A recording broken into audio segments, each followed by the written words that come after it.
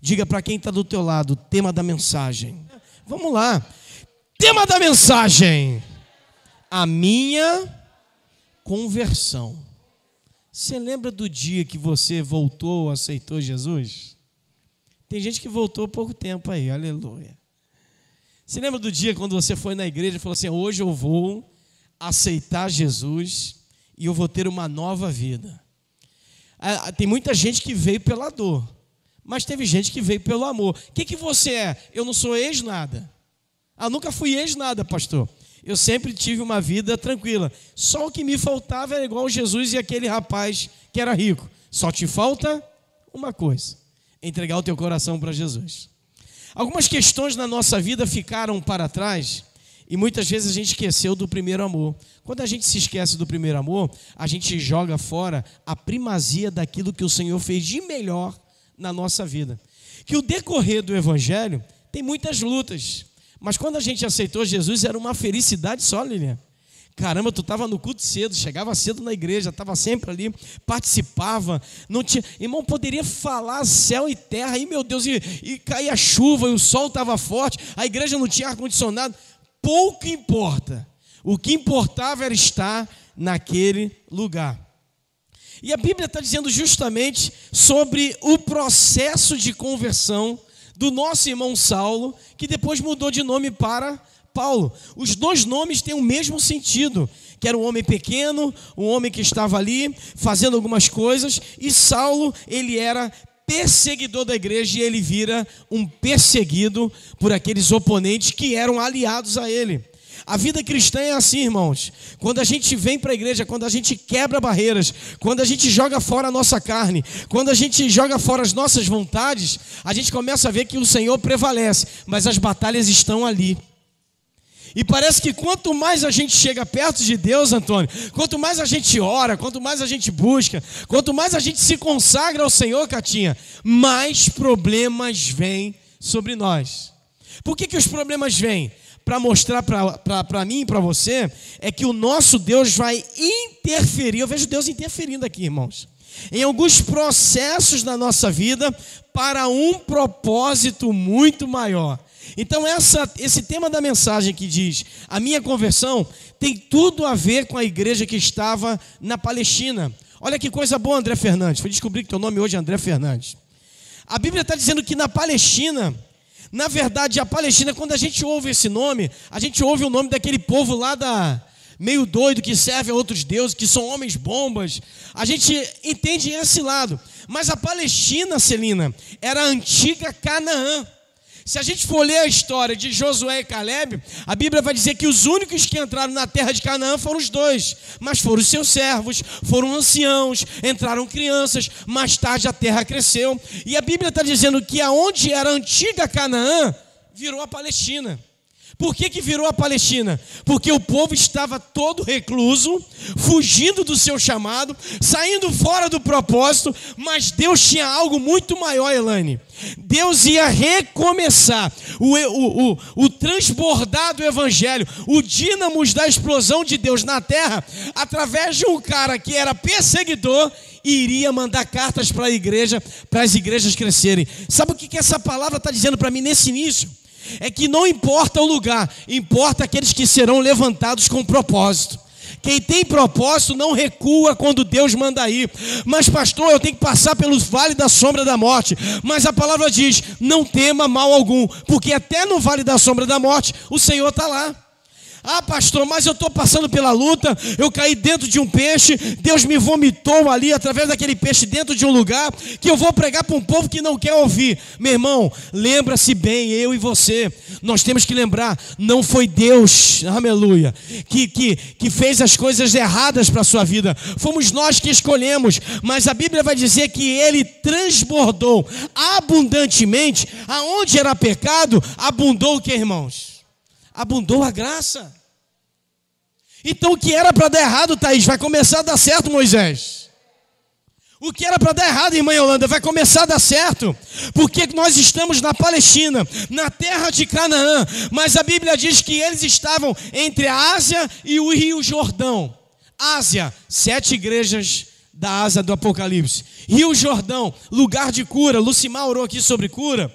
Eu pedi ela justamente por causa disso, que a Palestina e esse lugar que eles estavam era justamente a nova, ou melhor, a antiga Canaã, que significa lugar dos vencedores em Deus. Tem alguns lugares determinados na nossa vida que não adianta o inimigo tentar, nós vamos sair vencedores. Deixa eu repetir essa palavra, irmãos. Tem lugares que tem tudo para dar errado, mas nós vamos sair como vencedores, porque o que era a antiga Canaã, o que é a nova Palestina, vai voltar a ser tudo novo, porque o Senhor vai nos colocar no lugar aonde era para dar tudo errado, e agora vai começar a dar tudo certo. Mas quem é que eu vou chamar? A igreja brasileira? Não, Deus vai trazer alguém. Deus vai usar eu e você para reformularmos esse Brasil e dizer que através da oração a igreja brasileira vai vencer. Mas pastor, nós estamos no lugar da vitória. Muitas pessoas dizem por aí que o Rio de Janeiro é a cidade maravilhosa. O Brasil é um lugar maravilhoso. Tudo que você planta nasce. Tem várias culturas, várias línguas, povos, nações, tudo aqui dentro do Brasil. O Brasil tem negro, tem branco, tem amarelo, tem azul, tem várias diversidades de pessoas. É um país que recebe bem o negro. É um país que recebe bem porque a cultura vem de Portugal. Os portugueses tiveram relacionamentos com as mulheres brasileiras, os índios teve relacionamento com os escravos, e ali começou um mesclado de cultura, e veio muita gente há um tempo atrás, irmãos, um cara casar com uma mulher negra, o cara sendo branco, ia nascer os filhos pardos. Na minha certidão de nascimento estava escrito pardo. Ou tu é branco, tu é preto, tu é... Não tem, mano. Passou de branco, já é negão, não tem essa. Então há algo mesclado da nossa cultura que estava na Palestina na época da conversão de Paulo. E Deus preparou Paulo, através do Senhor Jesus, quando teve um encontro no meio da rua direita, naquele lugar em que Paulo estava andando com seus amigos, com seus companheiros de batalha, com aqueles caras que arrastavam crente pela rua, que levavam o povo preso. O Senhor estava preparando Saulo para ser Paulo, e não só levantaria como simplesmente Saulo, ele seria um apóstolo. Deus não está nos preparando para ser qualquer pessoa. Na tua mão tem poder de cura, na tua mão tem autoridade e poder em Deus. Tudo que você falar nessa noite vai acontecer, irmãos. Nós somos vencedores. A Bíblia vai dizer que eles estavam celebrando as vitórias antigas e vivendo dias terríveis, porque Saulo estava matando todo mundo. E o negócio é tão lindo, Renata, isso, Renata, né?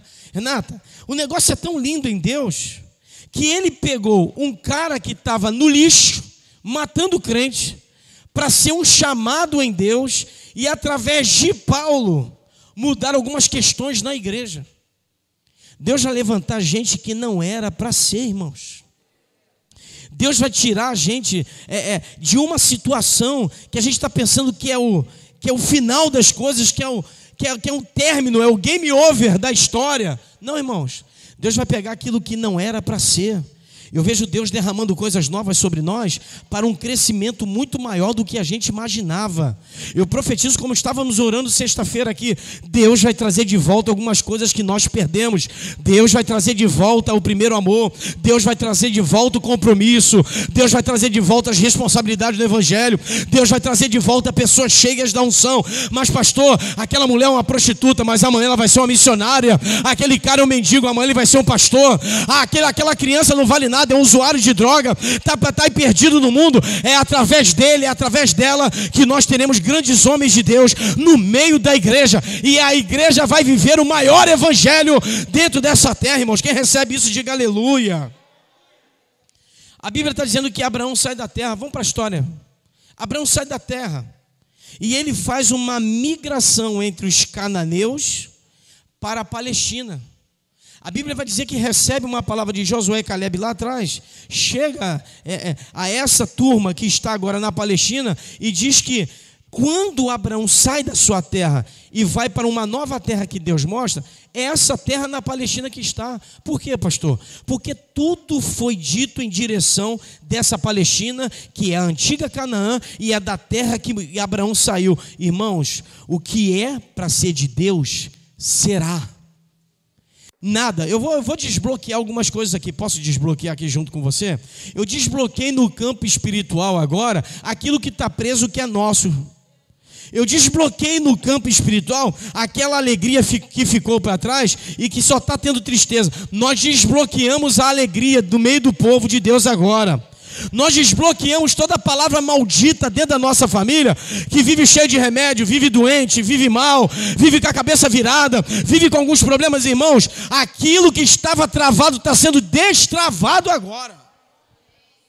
Mas pastor, tem coisas que não vai acontecer. Claro que não vai acontecer, porque você está profetizando que não vai acontecer. Olha para essa pessoa e diga assim: tenha fé, já aconteceu.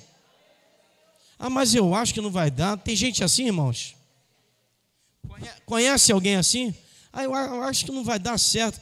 Já deu certo. Já deu certo na nossa vida.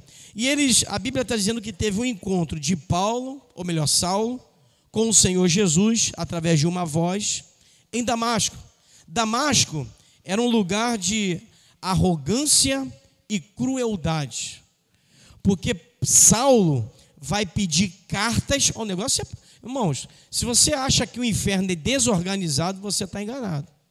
O inferno é muito organizado. A Bíblia vai dizer que quando Saulo vai destruir, matar cristãos e prender cristãos e destruir famílias inteiras, dizimar famílias, ele vai ao sumo sacerdote. Sumo sacerdote, eu quero que você interceda comigo para essa batalha. E que nessa batalha eu vou ser vencedor. Paulo iria matar os cristãos. E a Bíblia vai dizer que ele não vai somente ao sumo sacerdote pedir uma autorização para prender os crentes. Ele vai para pedir cartas. Para quê? Para entrar em divisas. Porque tem coisas que acontecem lá no Japão que está acontecendo no Brasil hoje.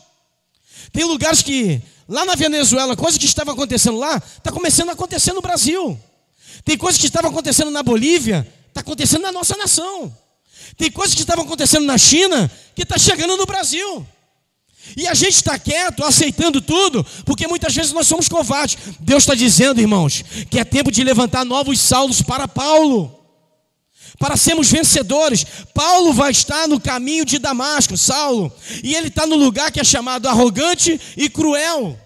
Mas a Bíblia diz que quando Saulo se converte, a Bíblia vai dizer que aquele lugar da Palestina, que é a antiga, eu estou contando a história para a gente entender, que é a Palestina e era a antiga Nova Canaã, a terra de Canaã, a Bíblia vai dizer que o lugar que era de arrogância e crueldade, a Bíblia diz que eles encontraram salvação.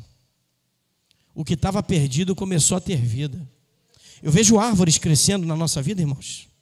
Eu estava essa semana eu acordei muito cedo, direto, acordando muito cedo, para orar, para ler uma palavra, para ouvir um louvor, para ler um livro. Né? Eu estou lendo um livro muito importante, A Felicidade na Lealdade. Estou lendo esse livro também, acabei de ler outro livro, e a Bíblia vai dizer que esse povo que era arrogante e cruel em Damasco, começa a receber uma palavra de salvação.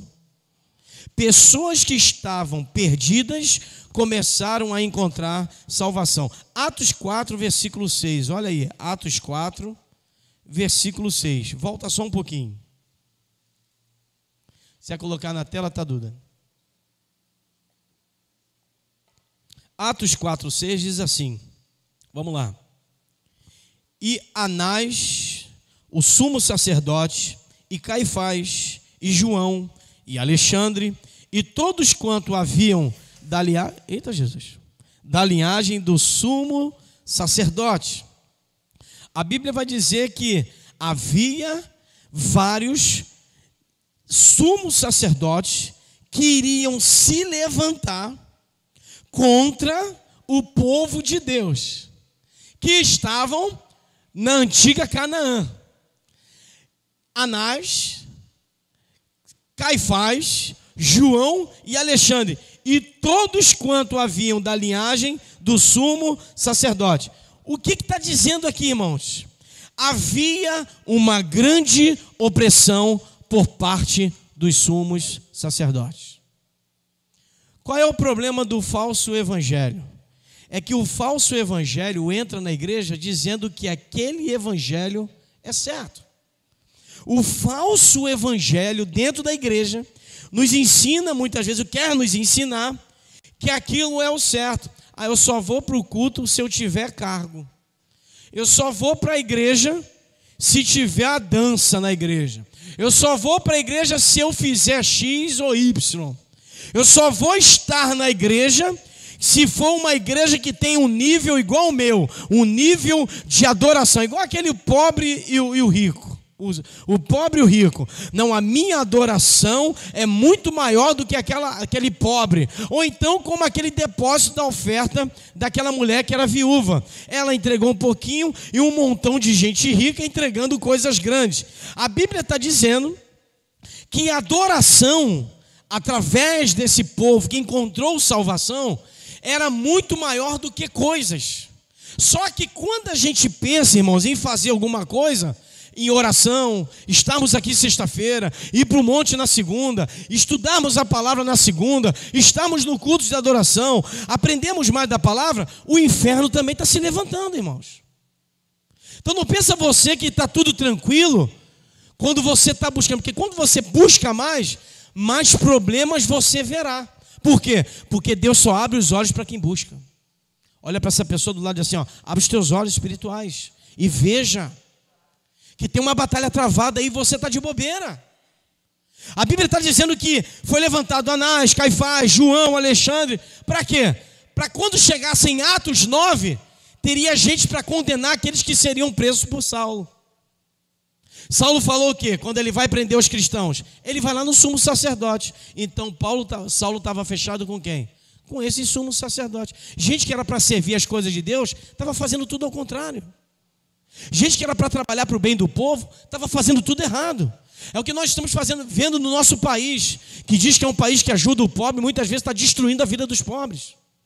O que nós estamos vendo é nações, gerações, irmãos, no nosso país, um país que tem tudo para dar certo. Você anda em Rondônia pela estrada lá, que o Eduardo também experimentou, passar naquelas estradas, um montão de caminhão passando com soja, tem tanta soja que cai soja no chão. Joga ali e estraga, por quê? Porque é tanta soja que nasce. Por que num país tão rico as coisas estão dando tudo errado? Porque a direção está na mão de sumos sacerdotes errados. Só o que a gente vai ter que fazer? Orar a Deus. Porque a Bíblia não está dizendo que ninguém botou pistola na cabeça de Saulo. Saulo teve um encontro com Jesus. Eu peço nessa noite que os nossos governantes, líderes, pastores, homens e mulheres de Deus tenham encontros com Jesus. Porque a gente não está limitado muitas vezes a um retiro de 3, 4, 5 dias. Nós estamos num encontro todos os dias, diários com Deus. E a Bíblia está dizendo que quando estavam em Damasco, eles fizeram tudo que era errado, oprimindo o povo. Você já se sentiu oprimido? Já se sentiu depressivo? Já se sentiu mal o dia que você acordou? Hoje eu não estou legal. Já se sentiu assim? A Bíblia está dizendo que existe uma opressão que vem da governância do país. Não só no Brasil, irmãos. Em outros países. Você vai para a China, não tem nem Google, não tem essa liberdade que você tem não. De falar mal de um governante, de falar alguma coisa, de pedir direito. Não tem não, irmãos. Lá eles só fazem, principalmente na China não, principalmente na Coreia do Norte. São pessoas que vivem oprimidas, pastores e missionários que estão presos lá. E a gente vê uma opressão e muitas vezes a gente pergunta, Deus, por que o Senhor não está fazendo nada?